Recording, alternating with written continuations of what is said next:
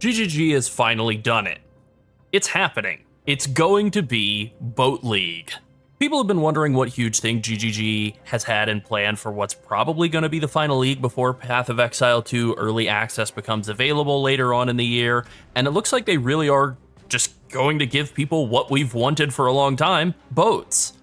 So just to hit the big points right off the bat, the reveal is going to be on July 18th, and the release will be on July 26th, so that is like a little around 2 weeks away from now, and then the release will be exactly 3 weeks away from today, last full week of July.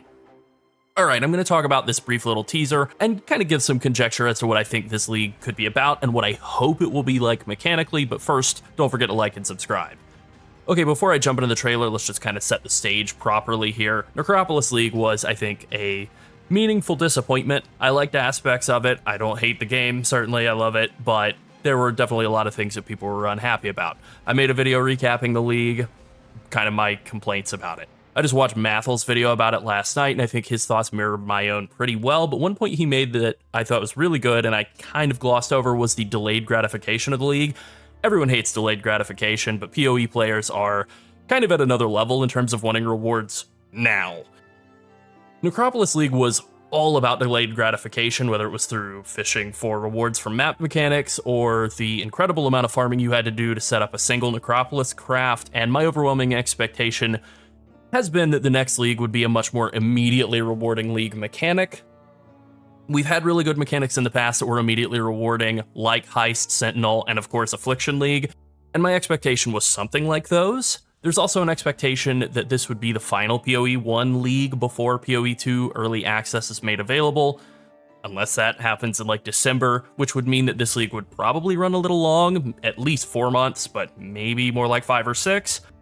So with that expectation, I came into this hoping for depth, hoping for a more farming-based league than a crafting-based league, but I mean, I'd be happy with components of both. And really, I just wanted much more immediacy in the reward structure. You know, you do something, you do the league mechanic, you get a reward for it quickly. Again, I think of Heist and Sentinel League as kind of the two archetypes that I would really like to see reproduced in the coming league. Now, we don't know for sure that that's what we're going to get, but odds look pretty good thus far, and so now let's take a look at that trailer. Okay, this is a very short teaser trailer. It's only 3 shots, but it is cinematic in its framing and use of camera movements and sound, so I kind of want to break this down like a piece of film. So let's go ahead and start. Hello again, Rayclast. Ha! Okay, so that's our first shot, right? We have this slow pullback from our main character, who we know as Danig. It gives us the size and scope of the boat. It frames the boat nicely. It gives him enough room to move around in the frame and really occupy the space. It also lets the viewer kind of get blown away by the fact that that is a boat.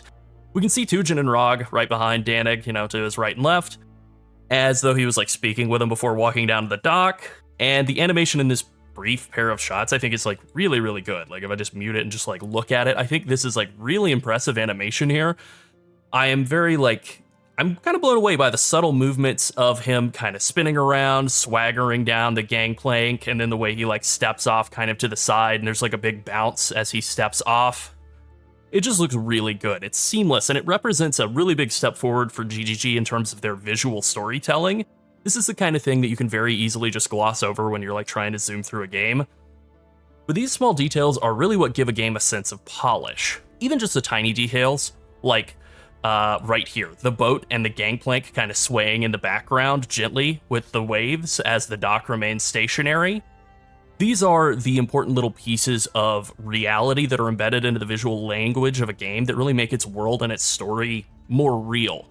And that makes it all the more captivating. They're not things that you necessarily even notice or can articulate until they're missing, and then your brain screams at you, "This is not real, this is wrong." Okay, in terms of actual content of this brief scene, Danig, the leader of the Calgaran expedition, walks down the gangplank and he shakes hands with Faustus, the fence from Heist League. He's huge, you can see him towering. Literally, he's bending down to Faustus to reach him. They're really going out of their way to depict Danig as this absolute swaggering pimp.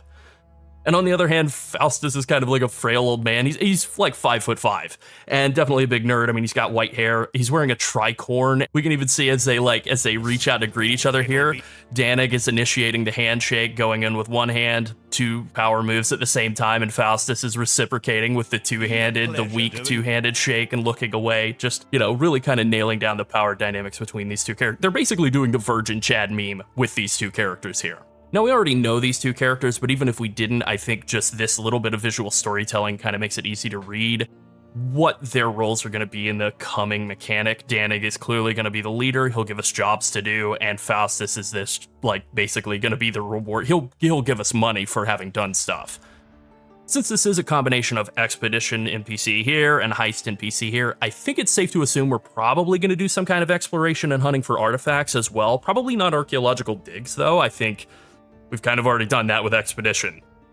This is a really big change of pace for GGG. I can't really think of any other points where League NPCs like these two guys, and I guess those guys back there also have come back to do a totally different League mechanic. We've had recurring characters like Zana and Kirak, but this is really different, and it's pretty interesting. It also makes me wonder if we're getting some other kind of bigger in-game rework as well on top of this, but that's really speculating. It seems unlikely since they're really cramming for PoE 2.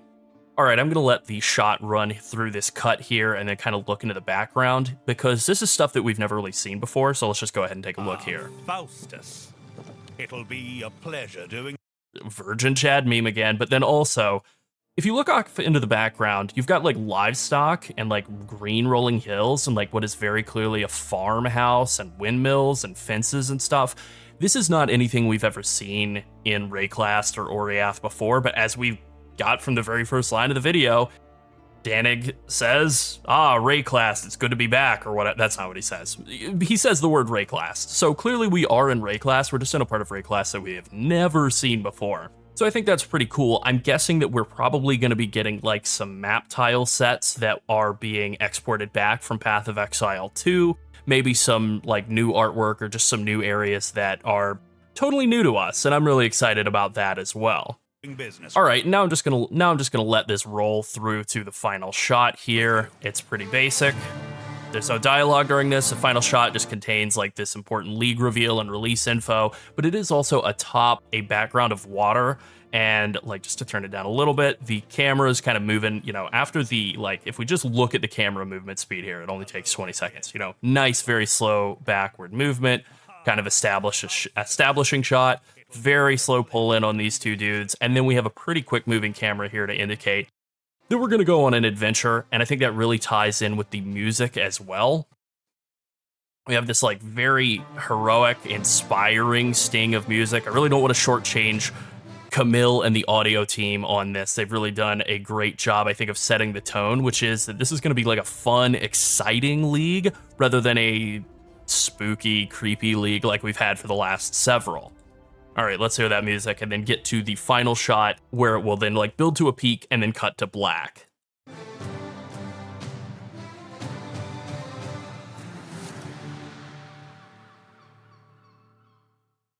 Okay, normally this right here is where we would get some kind of bonus shot. We literally got that in the last teaser trailer. I think we got that in the last several. Something being teased right here, but literally it's just a black screen. Instead, what we're getting is the sound of seagulls in the distance, and that is it.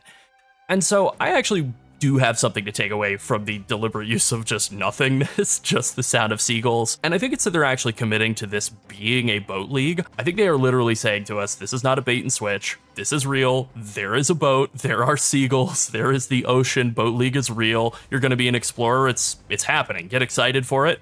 Don't get distracted by some other thing. Just get hyped for a boat.